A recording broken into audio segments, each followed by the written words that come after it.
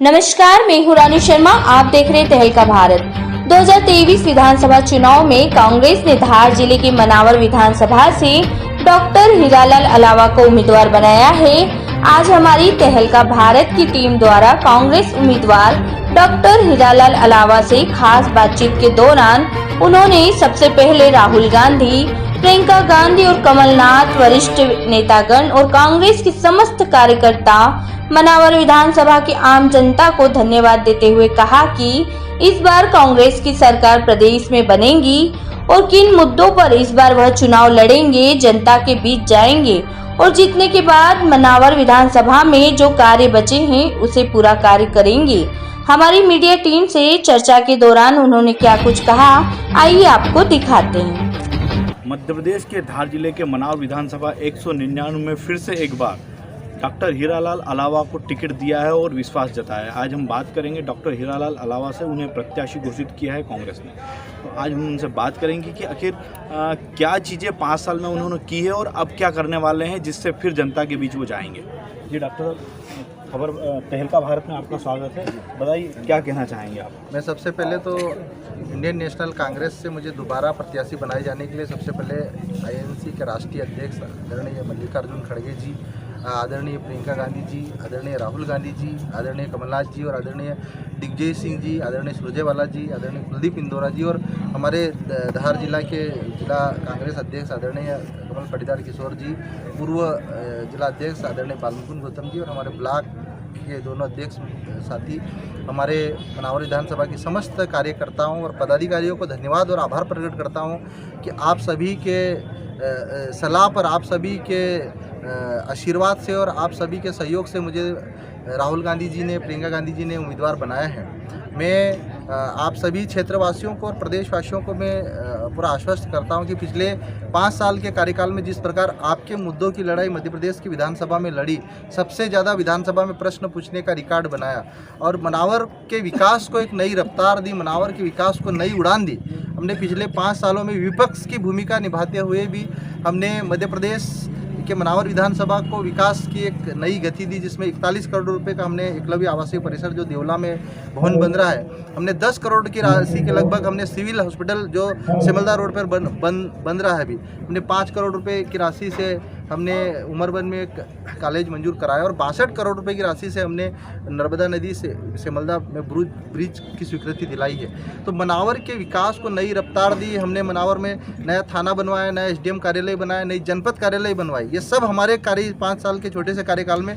और मनावर में स्वास्थ्य सेवाओं को बेहतर बनाने के लिए मनावर के जो सामुदायिक स्वास्थ्य केंद्र था उसमें जितने आधुनिक फैसिलिटीज़ हम दे सकते थे इन 5 साल के कार्यकाल में हमने नई मशीनें, एक्सरे मशीन हो, सोनोग्राफी हो, वहाँ पे खून की जांचें हो, चाहे नए आधुनिक बेड हो, गद्दे हो, सारी सुविधा अस्पताल में दिलवाई है। और मनावर क्षेत्रवासियों को जो सुविधाएं जिले में उपलब्ध नहीं है, आज जिले में सोनोग्राफी फ्री में नहीं होता, लेकिन हमारे मनावर की जनता के लिए यहाँ की माताओं, जो गर्भवती महिलाओं के लिए निःशुल्क सोनोग्राफी होती है। तो ये सौगातें हमने मनावर क्षेत्र की जनता को दी है और निश्चित ही आगे भी मैं मनावर क्षेत्र की जनता और प्रदेशवासियों को मैं कहना चाहता हूं कि अगर मनावर क्षेत्र की जनता मुझे आशीर्वाद देती है तो मनावर को सबसे पहले जिला बनवाऊंगा और मेडिकल कॉलेज लाऊंगा यहाँ पे। और मनावर की जो सबसे ज़्यादा मांग है कि मनावर में बाईपास होना चाहिए, और बाईपास भी स्वीकृत कराऊंगा। और मनावर के दोनों ब्लॉकों में नर्मदा नदी से स्वच्छ पेयजल घर घर तक पानी पहुंचाऊंगा। ये मनावर क्षेत्र की जनता को मैं कहना चाहता हूँ। अभी अगर हम बात करें तो क्योंकि पहले की स्थिति में और अभी वर्तमान की स्थिति में, क्योंकि टिकटों की जो फिलहाल में स्थिति बनी है, सभी दूर जो है नई चीज़ें सुनने मिली, ऐसे मनावर में भी कुछ चीज़ें सुनने को मिली, इसमें क्या कहना चाहेंगे। देखिए, टिकट वितरण में देखिए मनावर में भी कई मुद्दे चले, यहाँ पे भी एक मांग रही कि भाई स्थानीय को दिया जाए। तो हमने तो देखिए आप सबको बताना चाहता हूँ कि मनावर क्षेत्र की जनता को मैंने उनको हाथ जोड़ के कहा है कि देखिए अगर कांग्रेस पार्टी किसी भी प्रत्याशी को अगर हाथ का पंजा देगी तो मैं उसके साथ खड़ा रहूँगा, कांग्रेस पार्टी का विरोध नहीं करूँगा। ये मैंने मंच से, खुले मंच से कई बार यहाँ की क्षेत्र की जनता को कहा है। टिकट मांगने का अधिकार सबका होता है। हमारे क्षेत्र के कई युवाओं ने, कई लोगों ने टिकट मांगे और उनका मांगना स्वाभाविक था, लेकिन फाइनली जब कमलनाथ जी ने, दिग्विजय सिंह जी ने, आदरणीय प्रियंका गांधी जी ने, राहुल गांधी जी ने, जब आदरणीय मल्लिकार्जुन खड़गे जी ने इंडियन नेशनल कांग्रेस से मुझे टिकट दिया है और उम्मीदवार बना है, तो मैं उन सभी साथियों को, कार्यकर्ताओं को, पदाधिकारियों को मेरा हाथ जोड़ के अनुरोध है कि बस अब हम सब एक होकर, जिस प्रकार पिछले विधानसभा चुनाव में हमने एक नया इतिहास बनाया, नया रिकॉर्ड बनाया था, 39,501 मतों से हमने जीतकर एक रिकॉर्ड कायम किया था, तो वैसे ही इस क्षेत्र में मुझे पूरा भरोसा है हमारी पार्टी के ऊपर, हमारे युवाओं के ऊपर और हमारे वरिष्ठ नेताओं के ऊपर कि इस बार भी सब एकजुट होकर संघर्ष करेंगे और भारतीय जनता पार्टी को हराएंगे। अच्छा, बात अगर करें तो लगातार जो भाजपा की सरकार है और वो लगातार जो है ऐसे कुछ कार्य कर रही है, जिसमें आपके विशेष मुद्दे क्या रहेंगे?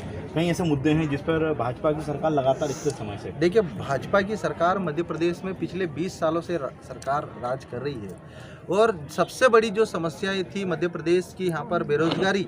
मध्य प्रदेश में हर दूसरा युवा यहाँ बेरोजगार है, 2-2, 3-3 डिग्री लेके घूम रहा है, लेकिन सरकार ने युवाओं को नौकरियां नहीं दी।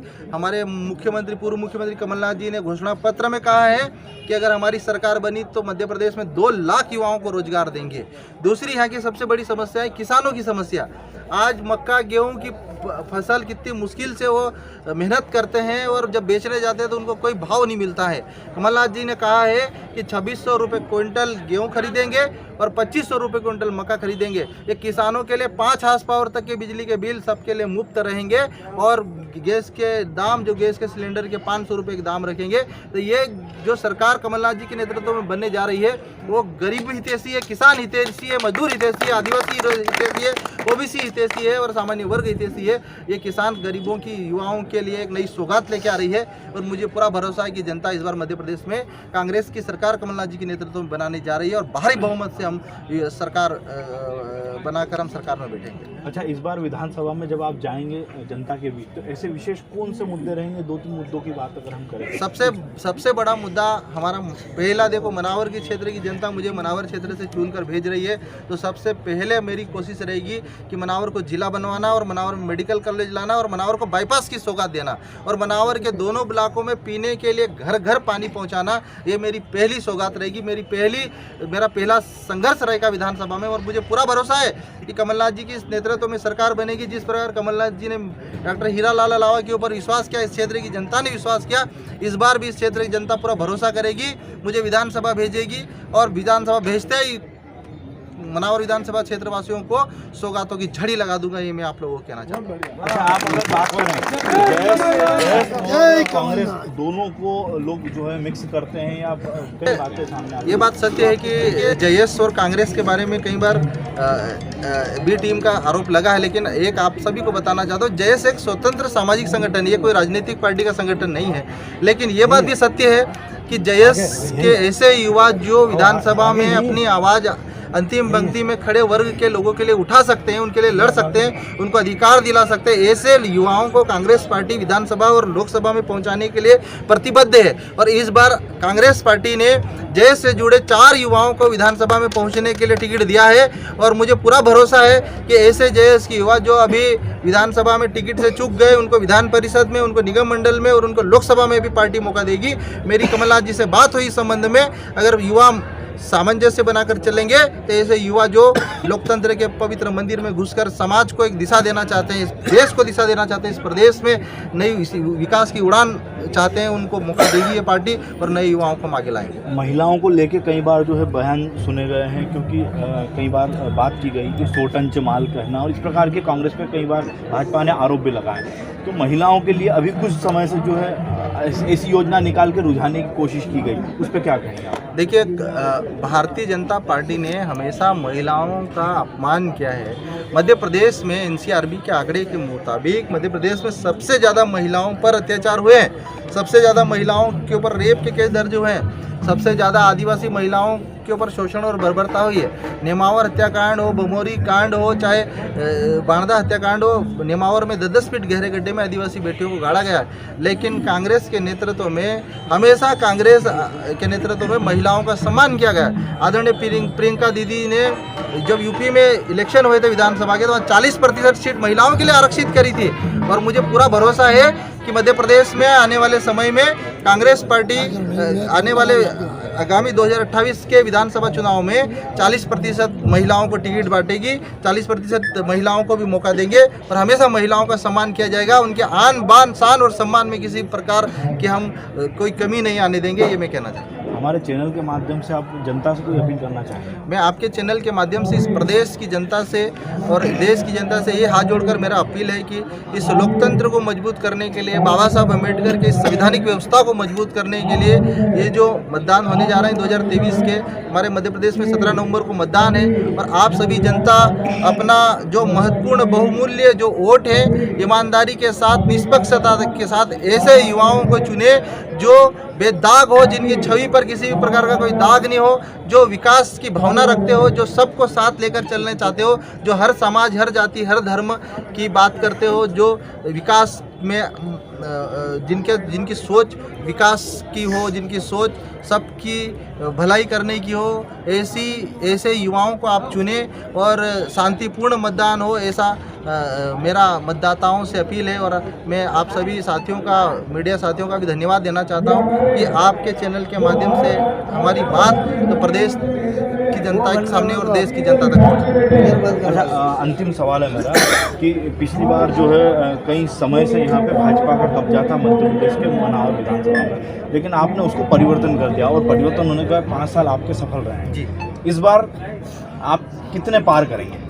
देखिए, ये कितने पार करेंगे ये मनावर विधानसभा क्षेत्र की, इस बार मनावर विधानसभा क्षेत्र की जनता तय करेगी कि हमको 40,000 का आंकड़े से कितने आगे जाना है और मुझे इस क्षेत्र की जनता के ऊपर पूरा भरोसा है। और ये भी बताना चाहता हूँ कि पिछली बार तो कई प्रकार की भ्रम और अफवाह फैलाई गई थी मेरे बारे में, लेकिन इस क्षेत्र की जनता, मनावर विधानसभा क्षेत्र का एक भी व्यक्ति ये बता सकता है कि विधायक जी ने, हीरालाल अलावा ने किसी भी जनता का, किसी भी कार्यकर्ता का, किसी भी पार्टी के हो, किसी भी दल के हो, किसी भी धर्म का हो, किसी प्रकार का कोई नुकसान क्या हो तो बता दें।